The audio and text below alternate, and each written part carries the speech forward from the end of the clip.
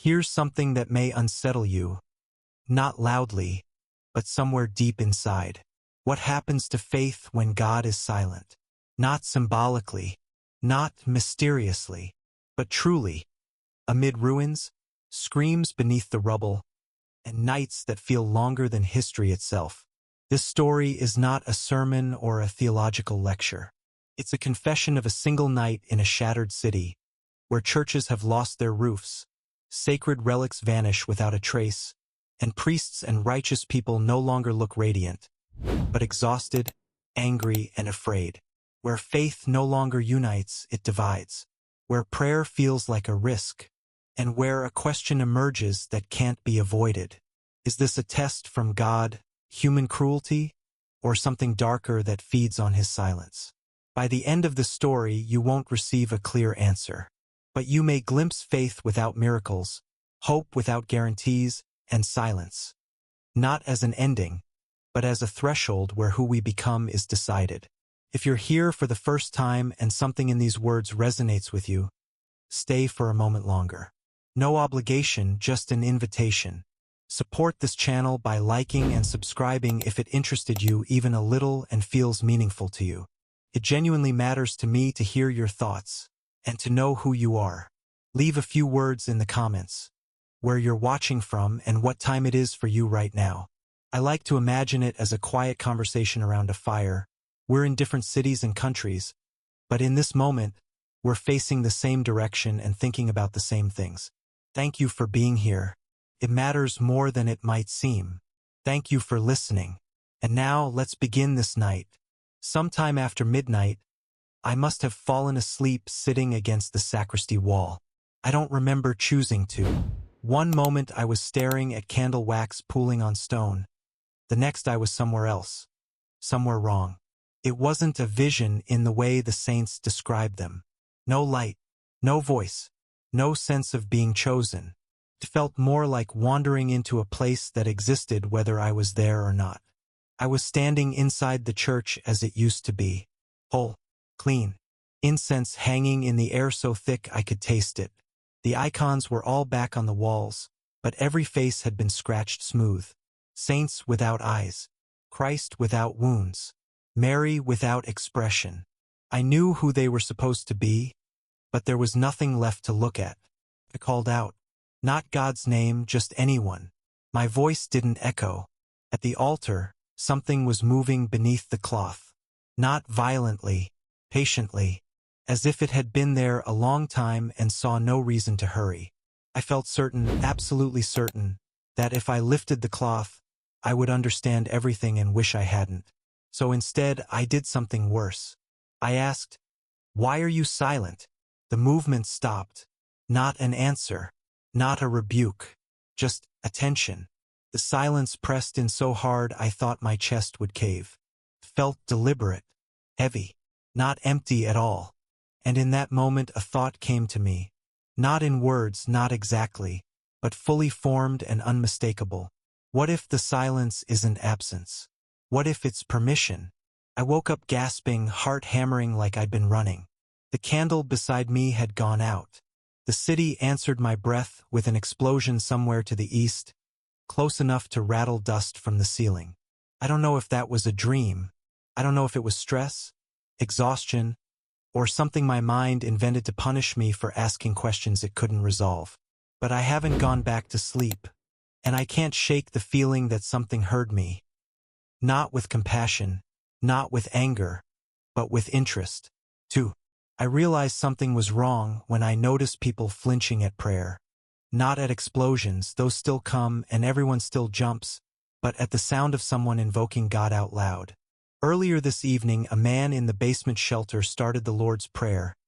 Quietly, the way people do when they're afraid of being overheard. He didn't get past "Our Father" before someone hissed at him to stop. Not shouted. Hissed, like prayer itself might draw attention. No one explained why. I asked one of the deacons, used to be a theology student before the war, why the chapel doors were locked tonight. He wouldn't meet my eyes. Just said, "It's not safe." When I asked from what, he said, "From questions." Then he laughed like it was a joke and walked away too fast. That's been the pattern lately. Evasion dressed up as humility. Silence mistaken for wisdom. The clergy who are left keep telling people to endure. But none of them will say why. Endure what? For what? Until when? They avoid anything that sounds like lament. No psalms of accusation. No job. Definitely no asking where God has gone. I overheard two women arguing near the ruins of the apse. One said God left because we weren't faithful enough. The other said God stayed, but only with the dead. They almost came to blows over it. Hands shaking, faces red. Not with passion, but desperation. I stepped in, tried to say something pastoral, something neutral. They both turned on me like I'd betrayed them by not choosing a side. Even I've stopped praying out loud. It wasn't a decision. It just happened. Words feel heavier now. Dangerous. Like once spoken, they might be proven false immediately. I still move my lips sometimes out of habit, but I don't expect anything back. No words. No rebuke. Just the echo of my own breathing. There are other signs, too. Icons missing from places no one looted. A reliquary opened and left empty, carefully, reverently. Like whoever did it wanted the object gone but still respected the box. Candles burned down to nothing without soot, which shouldn't be possible, but I'm too tired to investigate miracles that feel more like pranks. It's as if belief itself has become something people are afraid to touch directly. Like bare wire. Like saying God's name might invite an answer none of us are ready for. And the worst part, the part I'm ashamed to admit, is that some nights, like tonight, I understand the fear. I tried to talk to people tonight. Not preach. Not correct. Just listen and ask, the way we're trained to do when everything else has failed. It didn't go well. I found Father Ilya in what used to be the rectory. Sitting in the dark with a bottle he pretends is medicine. He's older than me, survived 2 regimes and 1 previous war. I asked him if he still believed God was listening.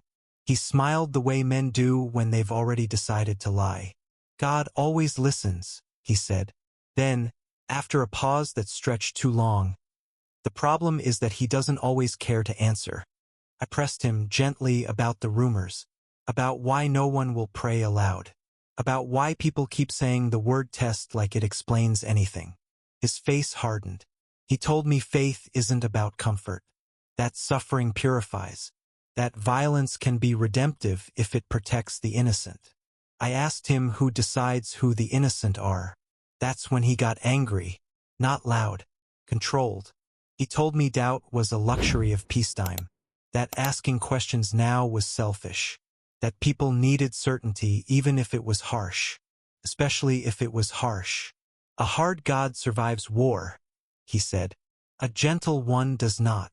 Later, in the shelter, a group of survivors were arguing over scripture like lawyers fighting over a corpse.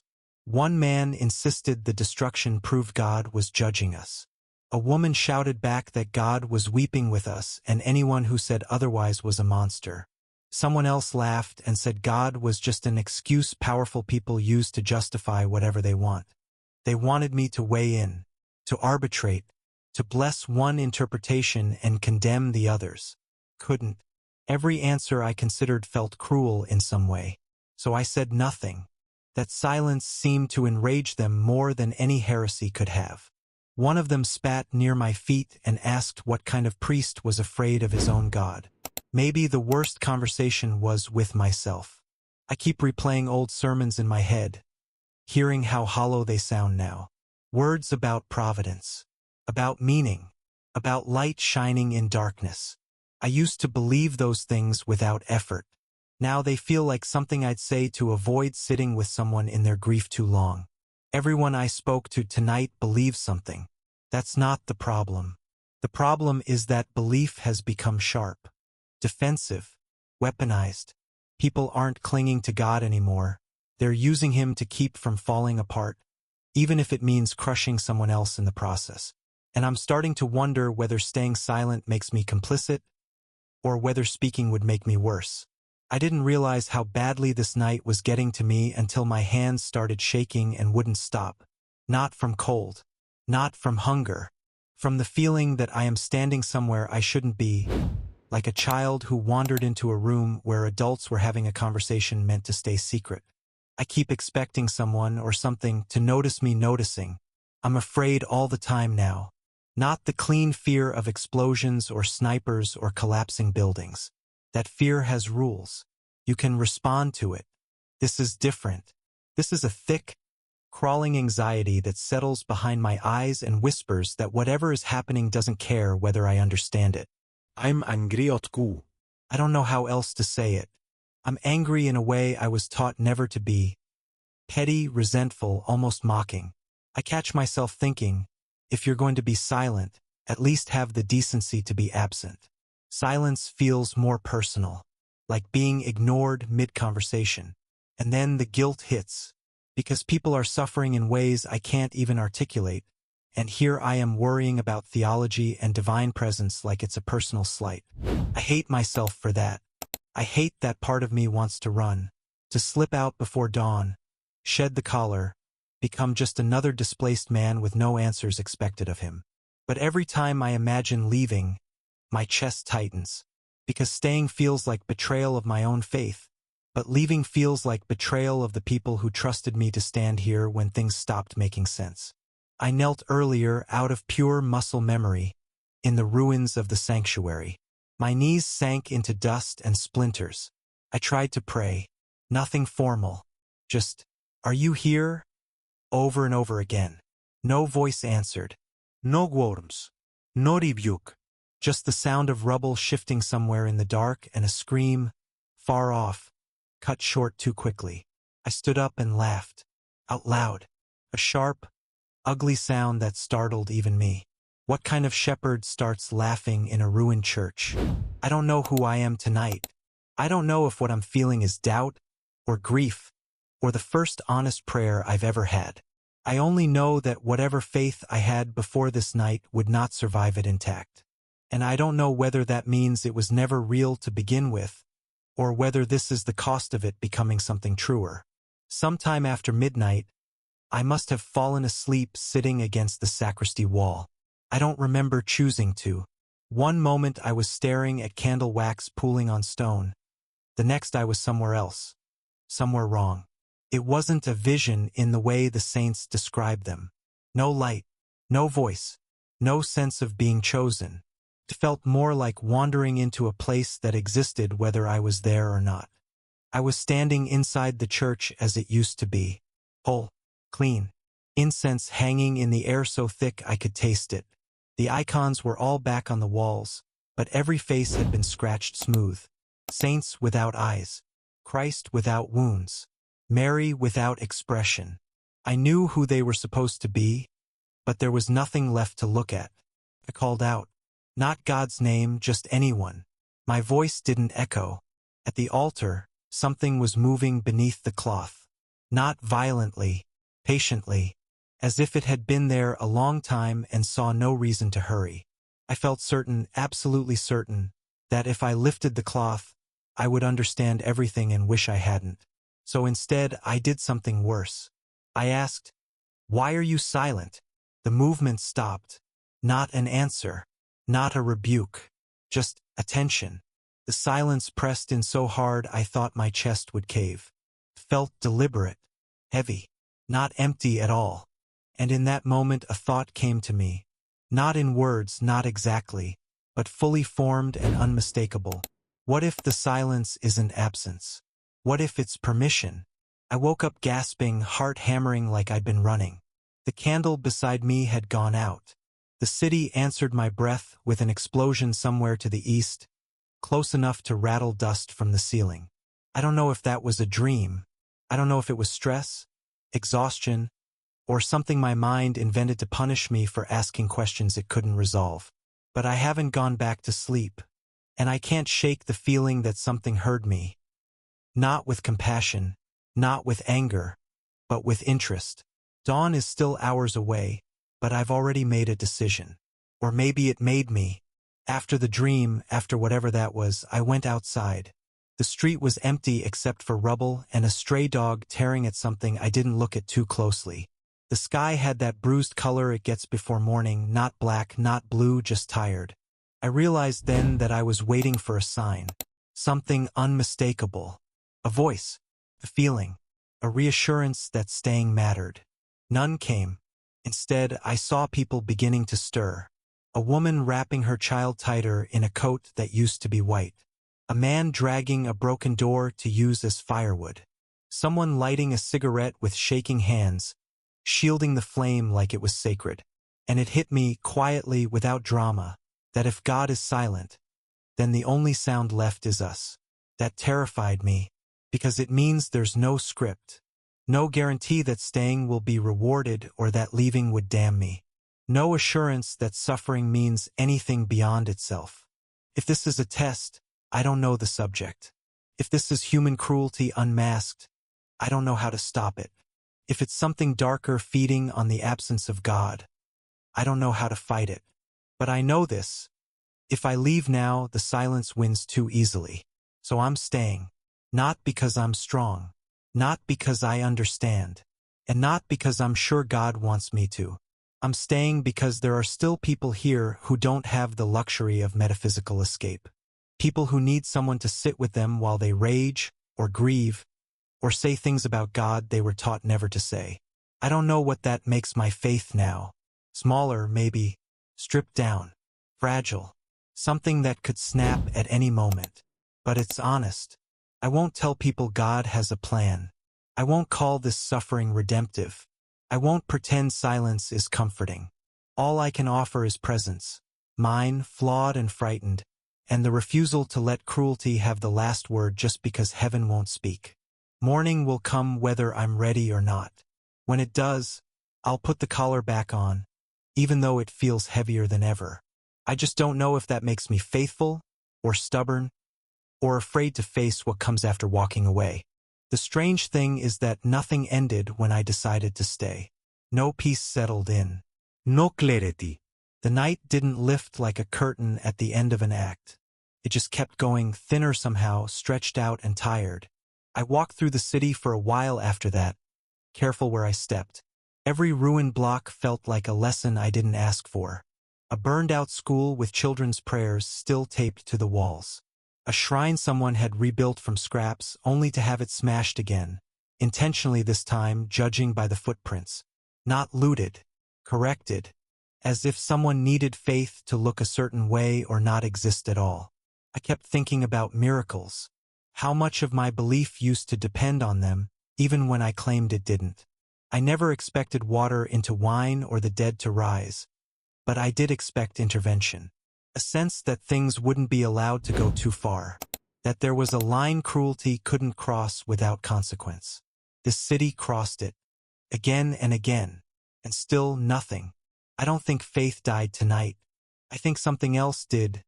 The idea that faith protects you from reality. Or explains it. Or justifies it after the fact. What's left feels closer to mourning than belief. Like loving someone who has gone quiet, maybe forever, and choosing not to turn that silence into hatred.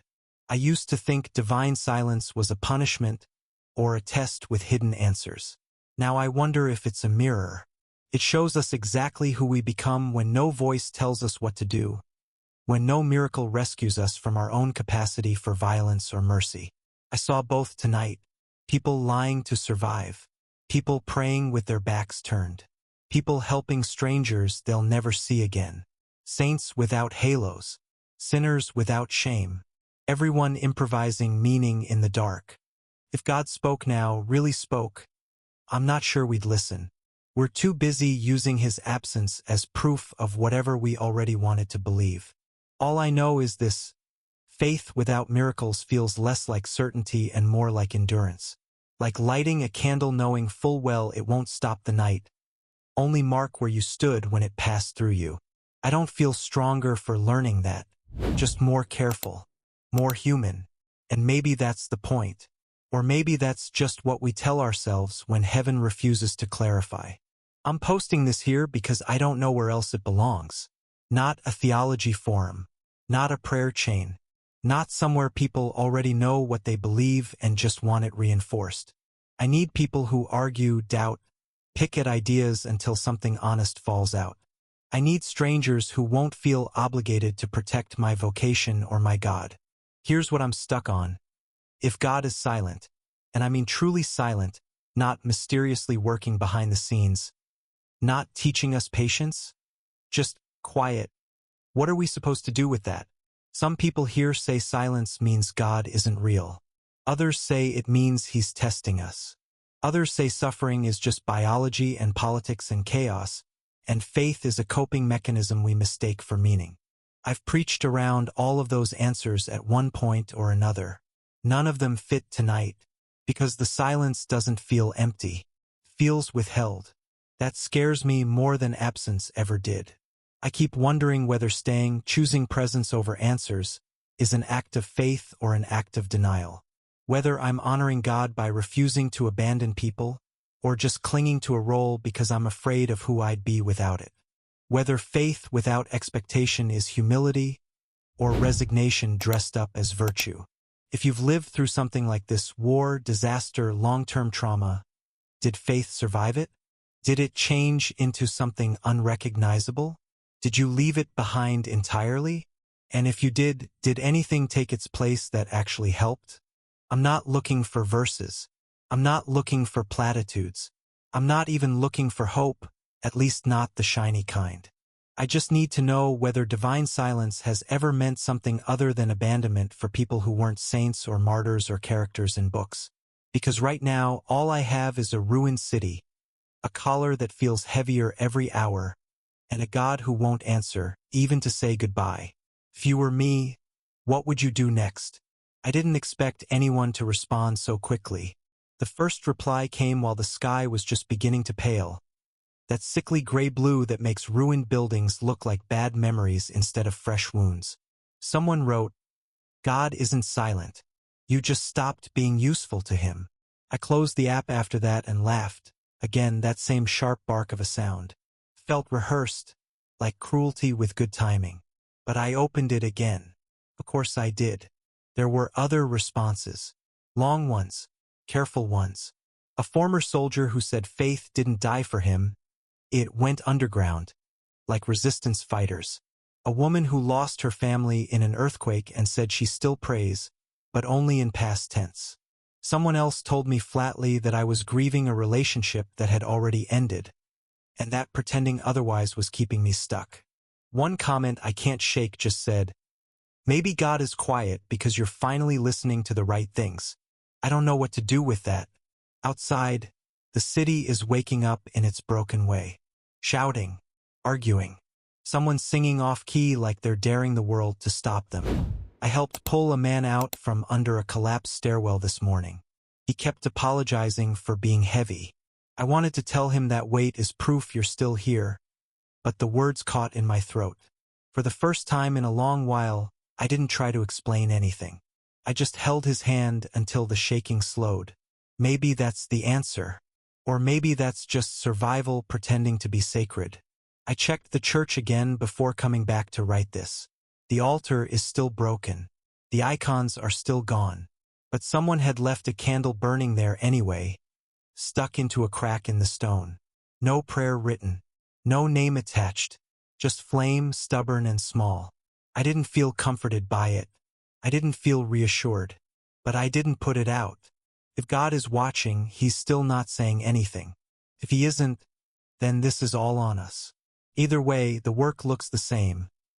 Stay, witness, refuse to let silence turn into an excuse for cruelty. I don't know if that's faith, but it's what I'm doing while I wait to see if the silence ever changes, or if I do. The sun finally came up. Not dramatically. No golden light cutting through smoke. Just a weak, diluted brightness that made it harder to pretend this night was something symbolic instead of what it really was. 20-some hours of fear, exhaustion, and unanswered questions that didn't politely resolve themselves by dawn. People noticed I was still here. A few nodded at me in that cautious way people do when they're not sure whether you're a comfort or a liability. One woman asked if there would be service this week. Not Massachusetts, just service. As if the word itself had been demoted. I told her yes, If the roof didn't collapse and if anyone came. She said she might. She didn't sound hopeful. Neither did I. I reread what I wrote last night, and I'm embarrassed by parts of it. Not because it's wrong, but because it's raw in a way priests aren't supposed to be. I was trained to resolve tension, not sit inside it. To answer, not to ask strangers on the internet what faith looks like when God refuses to speak. But here's what this night finally stripped down for me. Faith without miracles is not confidence. Hope without guarantees is not optimism. And divine silence is not the same thing as divine approval. If there's something darker thriving in that silence, something that feeds on our need for certainty, our hunger to justify violence, our temptation to let cruelty wear God's name like a mask, then the only resistance I can see is staying human, staying present, refusing to let silence hollow us out until we become efficient, obedient monsters who no longer ache. I don't know if God is testing me. I don't know if this is all just human evil echoing too loudly for heaven to answer. I don't know if I'll still believe any of this a year from now. What I do know is that tonight taught me faith isn't proven by answers. It's exposed by how we act when there are none. I'll keep the collar on for now. I'll keep listening. I'll keep sitting with people who are angry at God, or done with Him, or terrified He's still there and choosing not to intervene. I won't correct them. I won't rush them. I won't lie to them. And if God ever does speak again, He'll find me here. Not certain, not righteous, not clean, but present. So I'll ask you one last thing, honestly, as someone who doesn't know where to go from here. When belief fractures but compassion doesn't, what do you call that?